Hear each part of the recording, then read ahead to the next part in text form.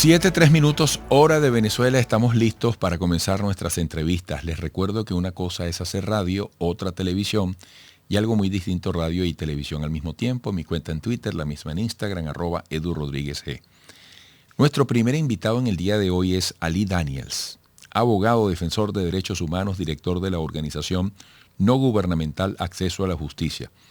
Ali, te agradecemos el estar siempre dispuesto en este esfuerzo por hacer seguimiento al tema de los derechos humanos en Venezuela, y que a propósito de este episodio del Consejo de Derechos Humanos de Naciones Unidas, que está discutiendo la misión de determinación de hechos en Venezuela, y además que en los próximos minutos se espera se produzca una resolución, cobra especial interés que tú estés aquí para, una vez más, ubicarnos en el camino.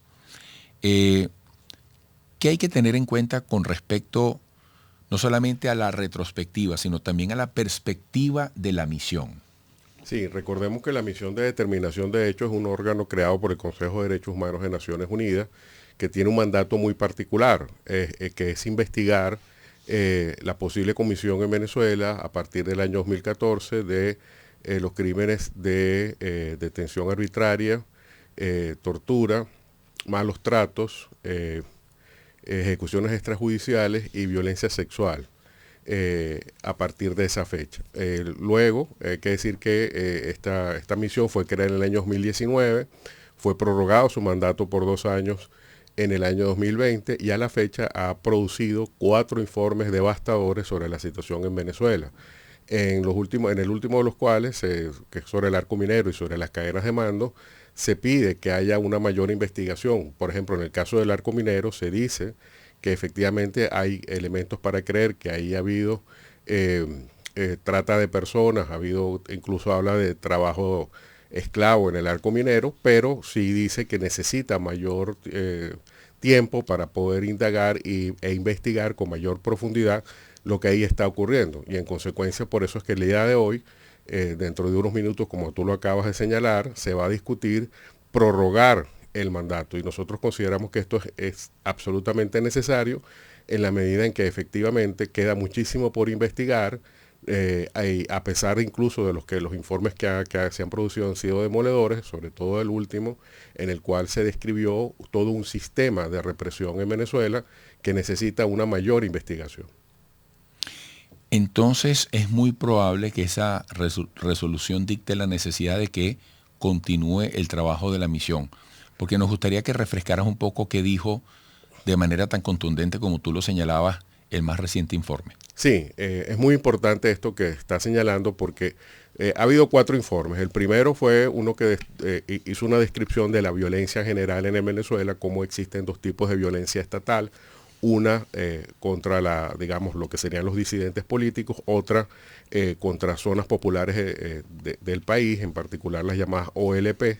Luego un segundo informe sobre la responsabilidad que tiene el Poder Judicial venezolano en esa represión, cómo no forma parte de ese mecanismo.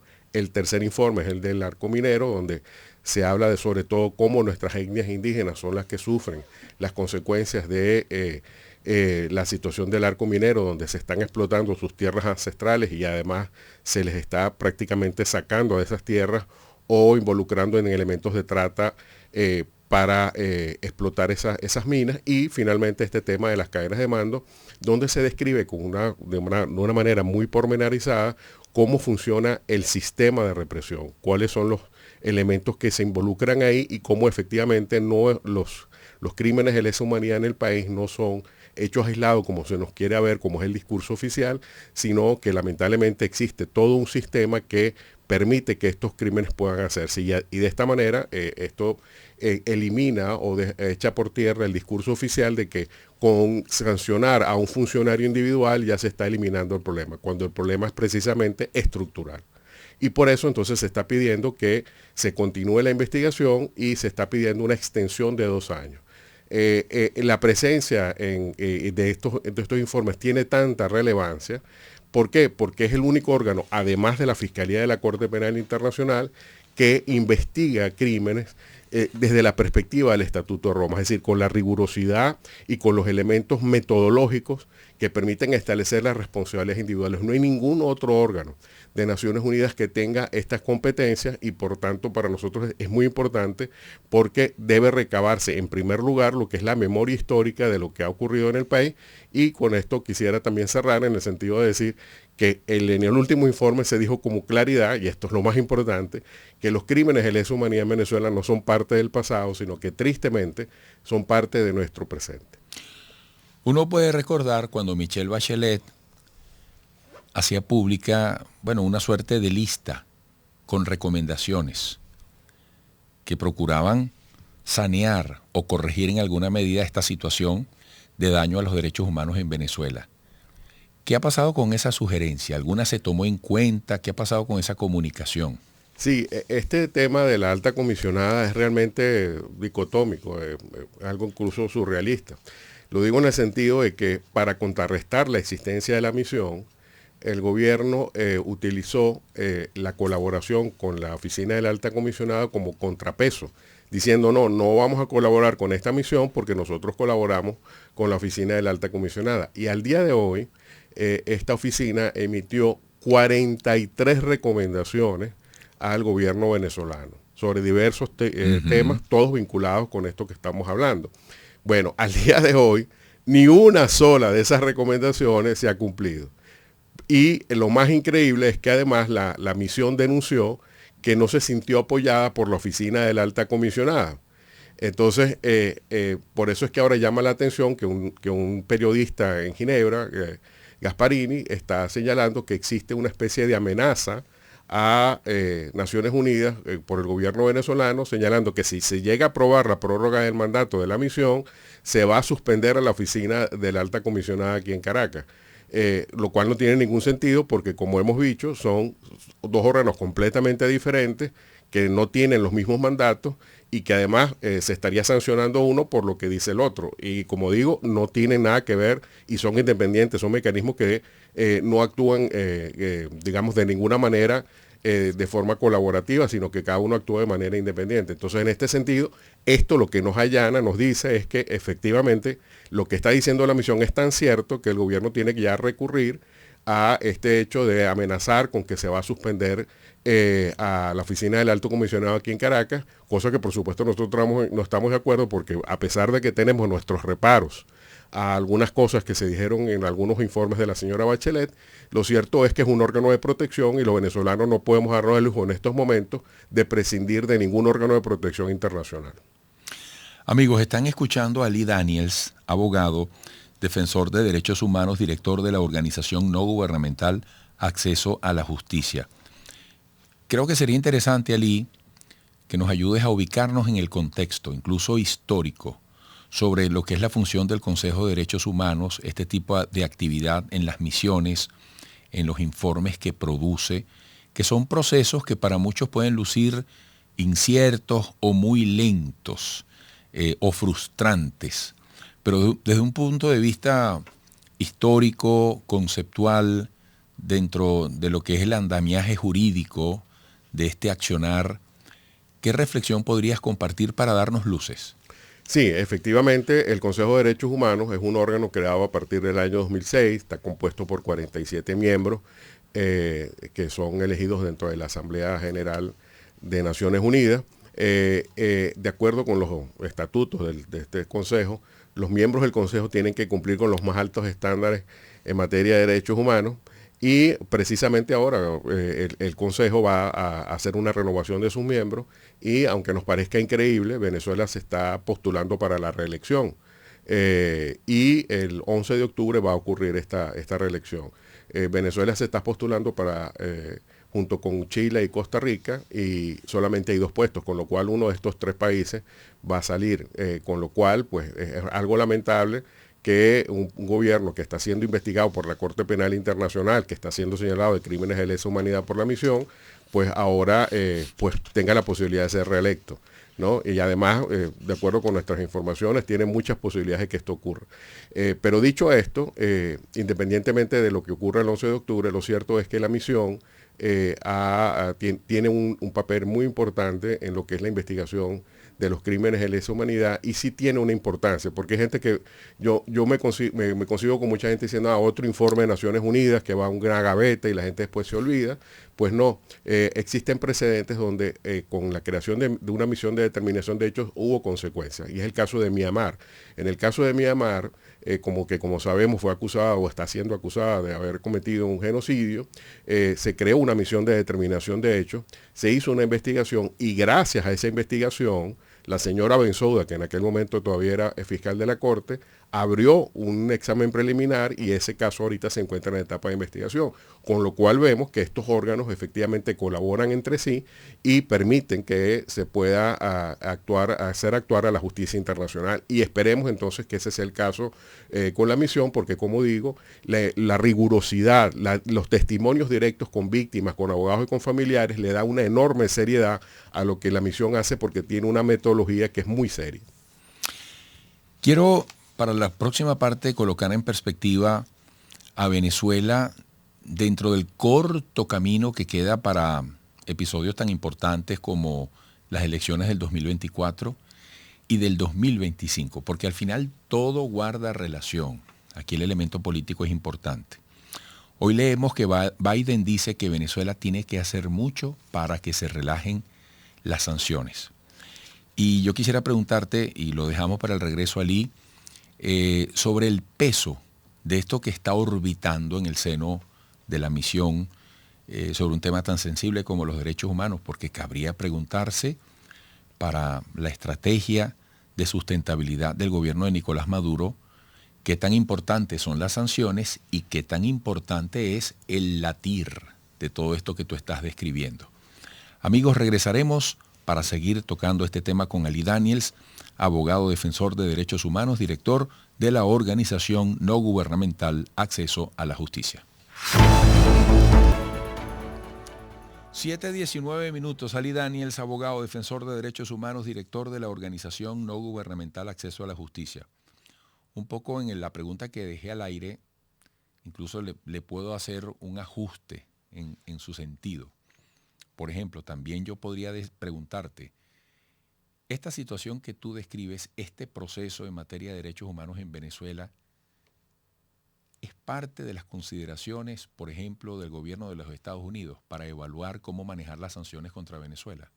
No, las sanciones, y esto hay que decirlo con toda claridad, no tienen nada que ver con el tema de los derechos humanos, y sobre todo no tienen nada que ver con los crímenes de lesa humanidad.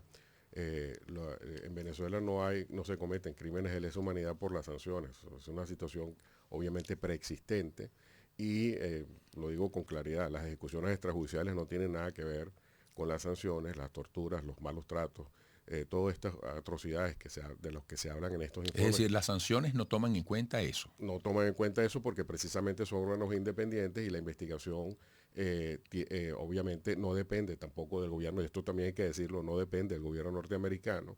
La Fiscalía de la Corte Penal es un ente autónomo que tampoco depende. De hecho, Estados Unidos ni siquiera forma parte del Estatuto de Roma. No sé si me expliqué bien. Mi pregunta no iba por ahí. Mi pregunta es si Estados Unidos, al evaluar cómo llevar este tema de las sanciones contra Venezuela, si toma en cuenta eso. Bueno, es decir, yo no te estoy diciendo si influye, si tiene... No, en lo absoluto. Claro. Sí, efectivamente, y lo ha dicho, cuando se ven las declaraciones del gobierno norteamericano, efectivamente sí se hace alusión al tema de los derechos humanos, y particularmente a las investigaciones que se están llevando a cabo en los organismos internacionales. Ahora, ¿en qué medida dentro de todos los elementos que están ahí involucrados unas cosas pesan más que otras? Evidentemente ya eso depende de la voluntad del gobierno norteamericano, donde, por ejemplo, ha permitido hasta este cambio que hubo de prisioneros en estos días. Entonces, bueno, obviamente ahí hay unas consideraciones que van más allá del tema de derechos humanos y que tienen que ver con las conveniencias políticas de ese gobierno. Ok. Mira, ¿cómo ver el caso de Venezuela en el contexto, por ejemplo, de la región? ¿Es que acaso Venezuela es un caso aislado en esta materia? Cuando vemos el mapa, y este es un programa que se está viendo en Latinoamérica, ¿cómo podremos describir ese mosaico de realidades? Sí, bueno, efectivamente en el caso venezolano, pues lamentablemente ahí se ve cómo existe toda una asimetría en el ejercicio del poder en Venezuela. Por ejemplo, En el caso de Colombia hay una justicia de paz, donde hemos visto, por ejemplo, altos cargos del ejército colombiano pidiéndole disculpas a las víctimas por las atrocidades que se cometieron durante el conflicto armado colombiano. Ahí uno se da cuenta cómo efectivamente cuando existe un poder judicial que hace su papel, este tipo de hechos quedan en evidencia, la memoria histórica se deja públicamente establecida y altos responsables de estos crímenes pues reconocen que los cometieron. En el caso de América Latina, en estos momentos Venezuela se encuentra en la misma situación que Nicaragua, que es un país donde lamentablemente, por ejemplo, se está persiguiendo activamente a organizaciones de derechos humanos y a organizaciones además no gubernamentales, que es el caso, por ejemplo, de incluso religiosas. Las hermanas de la Madre Teresa de Calcuta fueron expulsadas. Al día de hoy en Nicaragua hay 1.821 organizaciones que han sido ilegalizadas. Y Venezuela lamentablemente va por ese mismo camino con un proyecto de ley de cooperación donde se está sancionando, se está ilegalizando a las organizaciones, y por eso estamos luchando y haciendo la denuncia para que ese proyecto no salga, porque los afectados no son las organizaciones, son las que son beneficiarias, los que son denunciantes de los crímenes de lesa humanidad y los beneficiarios además de la ayuda humanitaria, que en Venezuela lamentablemente es una población que llega a millones de personas y que lamentablemente si se llega a establecer este camino nicaragüense, pues van a ser las primeras afectadas. Entonces, como ves, a pesar de que existen gobiernos que son democráticos y que establecen mecanismos digamos, de reivindicación de las víctimas, como es el caso de Colombia, hay otros países como Nicaragua y Venezuela donde lamentablemente no hay ninguna expectativa de que los mecanismos de justicia puedan funcionar. Y esa es la realidad actual de América Latina. Repito que vienen tiempos de mucha tensión y de mucho forcejeo, tiempos electorales a la vuelta de la esquina. El año que viene es 2023. Y previo a un escenario electoral, pero con muchísima antelación, comienza la pugnacidad. Bueno, eso es un clásico. Solo que, bueno, recientemente el asunto ha sido mucho más cruento, ¿no? Pero viene el 2023, viene el 2024. ¿De qué manera todo este tema político candente puede influir a favor de definiciones que incluso resulten sorpresivas desde el punto de vista positivo dentro de esto que se está hablando? Porque fíjate, yo te puedo preguntar por las ONGs en Venezuela hoy, a propósito de ilegalización, bueno, o el tema de persecución de instituciones, como tú decías de Nicaragua. Y para el 2024, para las presidenciales, habría que saber si hay alguna noticia en el caso de organizaciones políticas que están deslegitimadas, invalidadas, o de dirigentes políticos, muchos de los cuales incluso tienen aparentemente aspiraciones presidenciales, o no se descarta eso, ¿no? Pudiera haber una movida positiva dentro de todo eso. Sí, y ha tenido sus efectos en el tema electoral, aunque no lo parezca, porque precisamente estos informes de la Misión de Determinación de Hechos, cuando uno busca declaraciones de personas que están señalando que pueden ser opciones para las elecciones del 2024, se da cuenta que muchas fuerzas políticas llamadas o autodenominadas opositoras no se han atrevido a hacer un pronunciamiento.